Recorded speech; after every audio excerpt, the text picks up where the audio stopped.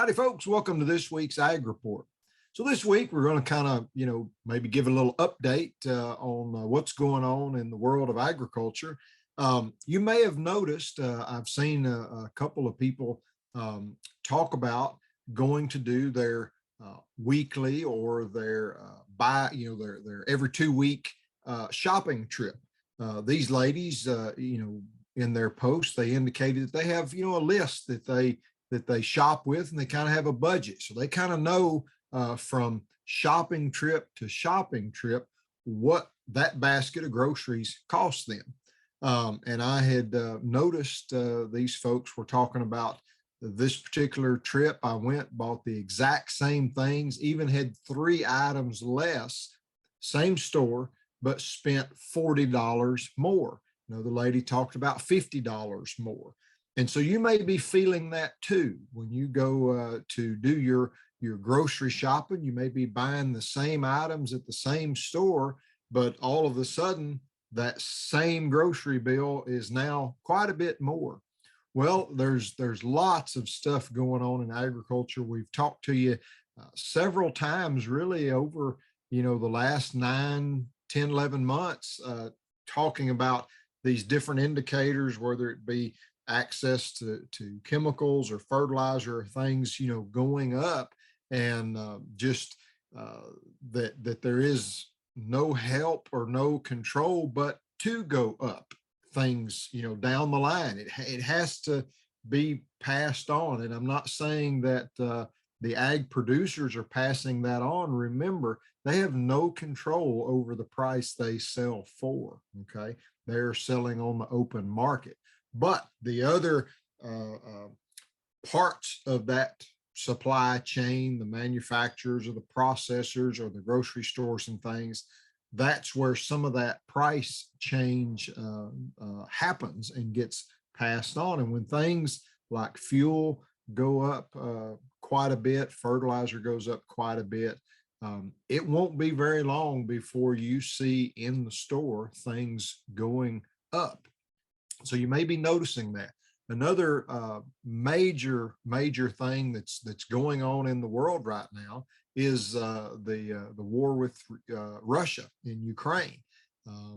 They invaded that. Now, just to give you some information on why or how that would affect your food dollar when you go shopping. Okay, Ukraine and Russia, basically, they call it the breadbasket of Europe. Okay, so they make up about 30% of the world's grain production as far as wheat is concerned. They make up about 14% of the world's corn production. I believe they're number 1 in the world's sunflower production. So there is a lot of agriculture that goes on in those 2 countries, and mainly in Ukraine over there. And that is where Europe gets a lot of their food. Europe does not produce enough to feed themselves, so they have to import more to sustain themselves. Y'all may have caught the president last Thursday talking at NATO about the upcoming food shortage in Europe. And that is because Russia has been bombing agricultural supply lines or key agricultural things like elevators. They've bombed some barges full of wheat, some of their ag export ports. They've tractor dealerships, different things like that. All of that is to, in Russia's eyes, is to cripple or hurt Ukraine from being able to produce things and receive money, income. Okay, not just food, but they make a lot of income on their ag exports and on their ag commodities. So that's why the president was talking about a potential food shortage in Europe. Now, he also in the next sentence was talking about, well, America will kind of, step up their production or something along those lines. Now let me kind of clarify that it's not that easy and it doesn't happen that way. Okay. Um, all of the farmland that is in production is in production. Okay. Farmers plant fence row to fence row. They don't leave stuff out. There's not just cultivated land sitting around there that all of a sudden we can put into production and all of a sudden make up 14% of the world's corn or 30% of the world's wheat. That just isn't going to happen. There's also, yes, we could maybe increase production a little bit. Now I say maybe. There's a lot of factors that go into that because you just don't, sprinkle a wand and grow more crop. You've got the weather to take into account. You've got high input prices. Let's touch on that just a minute. So last week, there was a new record set for the price of UAN or nitrogen fertilizer. Right here locally, it's $1,200 a ton, okay? $1,200 for 2,000 pounds. Now, about 13 months ago on last year's crop, that same exact product, which is just one ingredient of some fertilizer that you've got to put out, was in the $300 range, okay?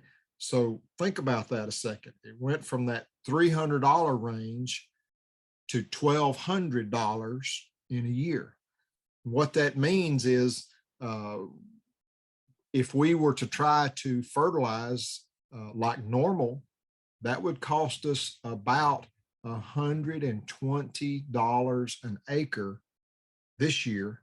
For what we did last year, it probably $45, something like that. So that is a huge, huge increase. Now, you don't have to do much searching on the web to find multiple reports last week that state input prices, meaning our fertilizer, our diesel, that kind of stuff, the inputs we have to put into raising a crop are outpacing commodity prices. Now, I say that because I want you to hear what I'm saying. It is telling you that we as producers, the things that we are having to buy to grow that crop, the diesel, the parts, the fertilizer, the crop aid products are outpacing. They are inflating quicker than the crop that we are going to be selling. What does that mean? Plain and simple. It means we're going to lose money this fall at harvest if we don't have a very bountiful crop. I mean, that's just what that means. What does that mean to you? That means that as we go down in time, those commodity prices, those food prices cannot help but go up, because a nation cannot produce food for itself at a loss and lose money. Economics just is basic economics. They just don't work that way. So something has to kind of give. Now, we'll back up and go to the big picture again. We were talking about Europe and the potential of them having a shortfall of food. Now, remember, the food that we're eating right now basically was produced last year, okay? So I think this is really going to show up next year, depending on, Ukraine is supposed to be planting a crop right now. And you may have seen stories about, bombs going off in the fields as they were trying to plant, different things like that. So depending on what kind of a crop they get planted is really going to show up next year in this potential shortfall of food for Europe. Now, I believe that it was this week, Europe had planned on implementing a green farming practice. It was a multi-year program where they were going to limit the use of commercial fertilizers and things like that. Now, in doing that, they knew that that was going to lower their production yields. That's just how that works. You can't do things organically and produce as much. Okay. Well, they are putting the brakes on that because they know that they are in dire needs to produce all that they can with this war going on. So they are going to stop their green production plan. And from my understanding, they're looking at breaking out some of their grassland to try and produce some more food for themselves in there. So there's lots of stuff going on. So that may not affect us directly as far as not seeing items on the shelf, but that puts pressure on that commodity price. It's supply and demand. So that's also probably going to push that price, up further. Now, remember, it's going to have to go up, to a certain level just so that it is profitable to continue farming. Okay. So there's going to be an increase just to stay profitable, but then who knows what that increase may be because of the pressures over in Europe and stuff in there. So there's lots of stuff going on, lots of dynamics.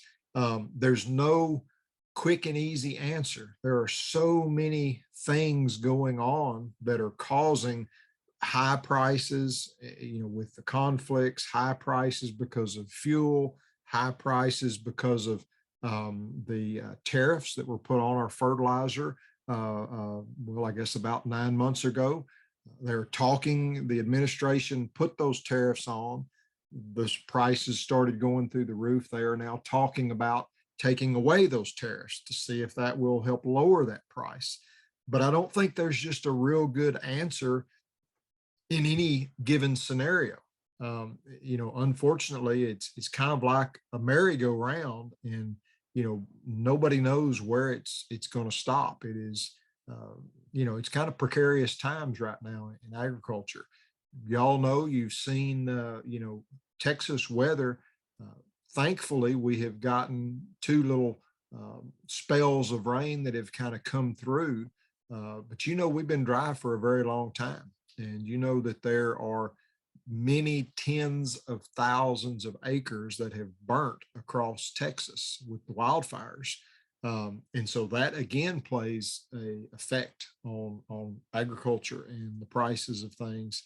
And it also, with the potential of making a crop when you don't have adequate rainfall, that hurts that crop. We've got a wheat crop out here. It's now the first part of April. And I think most guys will tell you this doesn't look like an April wheat crop. This looks kind of like a late February, early March wheat crop. You may ask, well, why is that crop look, 30, 45 days off? Well, it's because of no rain. It just started to grow because we just got some rain here 10 days, 2 weeks ago to kind of give it a little bit of energy. So we've got a real short crop that is shooting up flag leaves and heads. And what that means is when that flag leaf comes up and that head starts, it's already done. It has decided what it's going to make. You can go out there and look. You can see, how much grain there's going to be. Now, it still has to fill that head. Okay, there's not grain there yet. It's going to come on up. You're going to see some little yellow pollen there. It's going to pollinate. It's going to go through the milk and dough stage. So several more things have to happen before it is actually made the crop. And depending on the weather, it can still shrink that down and not be as good. But that's what's kind of going on if you look out there to that wheat crop. And it's awful short. Doesn't mean that it can't make. I've cut wheat years ago that it wasn't 12 inches tall and you could see the dirt, and we were running on the ground trying to get it, but it still had grain in there. and still, made something. So just because it doesn't have to be a big tall crop to make, doesn't have to be big and beautiful, but as long as there's grain in the head. But time will tell kind of what that looks like. There is some wheat, out there that we're going to call it young wheat. It was planted, first part of December. Looks pretty rough. It looks pretty rough. These really warm days that we've had haven't been a friend to it. Wheat doesn't like getting too hot too quick. But anyways, I know that's kind of a full meal deal. It's all that in a bag of chips, but I just wanted to kind of let you know, if you're going to the stores, what's affecting those prices in there. One other very important thing that does come to mind. There is and you'll have to apologize, an avian flu, a bird flu that is sweeping across the United States right now. This has a very, very high mortality rate to the birds. Basically, if it gets in a flock of birds, you're going to lose them all. There's no stopping it. And I think it was 2 days ago, it has made it to Texas, in Stephenville, Texas. It has entered a flock there. How this is transmitted, it is transmitted by just wild birds. Okay. They will fly in, they have it, they fly in, land near a flock, and then it's infected into that flock. So it's extremely hard to prevent against it when you're talking about wild birds transmitting it. So there are millions, you can go look it up. There are millions of birds, turkeys and chickens and different things that have been lost because of that. Again, nothing is instantaneous. It's all on a delay. You remember from 2020 when the pandemic hit, there was a delay before there wasn't things, on the shelves.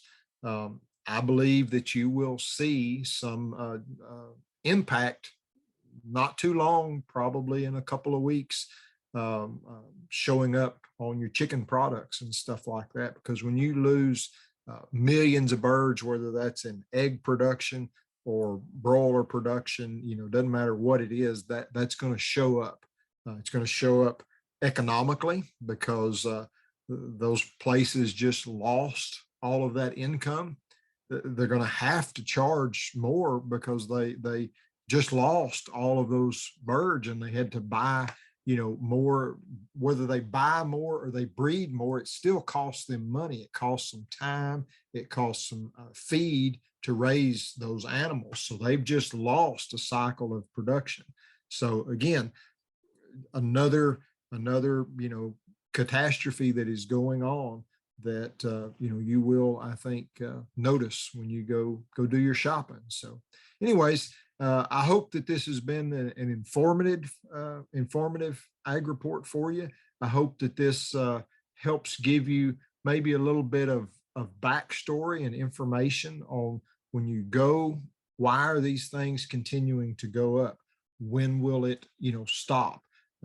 All of these other dynamics kind of have to get into check and level out before these price increases stop in there. The reports that I had seen about a week ago, normally I think for the year, food is usually about a 2% increase annually. The report that I read that in January and February, we had already taken, I believe it was a 1.9% per month increase. So that means we've already doubled what our annually increase is going to be. They're expecting about a 9% increase this year is kind of what they're saying. But again, it's just educated guess, depending on what goes on with the war, depending on what goes on with the bird flu, it's all going to play a part in that. Anyways, I know that's a lot of information to kind of soak in. Hopefully, as you drink your coffee and you're watching this, it'll kind of percolate through. But maybe you'll remember some of this when you go to the store and you're kind of shopping around and seeing those prices. Y'all take care now.